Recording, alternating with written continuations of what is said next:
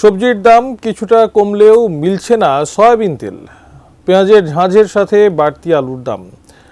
রাজধানী town hall কাঁচা বাজারে আছেন আমাদের সহকর্মী মাহাদি সেকেন্দার।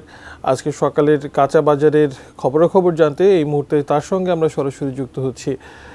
মাহাদি, আপনি তো টাউন হল বাজারে আছেন এবং বাড়তি দামে সয়াবিন তেল পাওয়া যাচ্ছে না এমন অভিযোগ অনেকেই করছেন, বিশেষ করে বোতলজাত সয়াবিন তেল।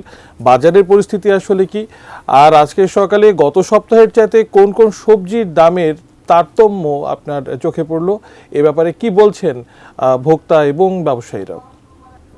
মোহাম্মদপুর টাউন হল কাঁচা বাজারে আমি ঘুরে দেখেছি, এখানে সবজির যে দাম, শীতকালীন সবজি, সেই দামটি তুলনামূলক গত সপ্তাহের সাথে যদি আমি তুলনা করি সেটি খুব বেশি কমেনি। তবে বিগত সময়ের যে সবজির দাম কমতির দিকে এটি বলছিলেন ক্রেতারা। তবে স্বাভাবিক সময়ের যে পরিমাণ এই সময়ে ডিসেম্বরে দাম কমার কথা, সে তুলনায় খুব বেশি কমেনি। এছাড়া সামনে রমজানকে কেন্দ্র করে চালের দাম, ছোলা বা ডালের যে দাম, সেটিও একটু বাড়তির দিকে। তবে আরেকটি বিষয়, গত এক সপ্তাহ ধরে এই মোহাম্মদপুর টাউন হল সহ ঢাকা শহরের অন্যান্য যে কাঁচা বাজার বা দোকানগুলো আছে আমি ঘুরে দেখেছি, সেখানে সয়াবিন যে তেল সেটি বোতলজাত তেল পাওয়া যাচ্ছে না।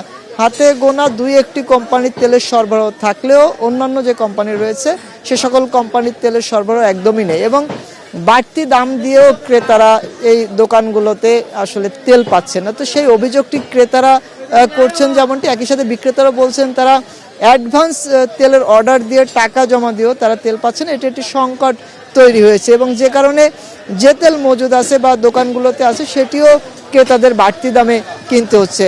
আর পেঁয়াজের যে দাম, দেশি পেঁয়াজ সেটির সাথে ভারতীয় যে পেঁয়াজ, সেটির দামে সপ্তাহের ব্যবধানে খুব বেশি পরিবর্তন হয়নি, এবং দেশি আলু ওঠা শুরু করেছে।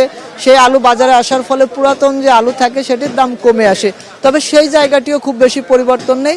70 টাকা কেজি দরে পুরাতন যে আলু সেটি বিক্রি হচ্ছে, এবং নতুন আলু, সেই আলুর দাম তো একটু চড়া।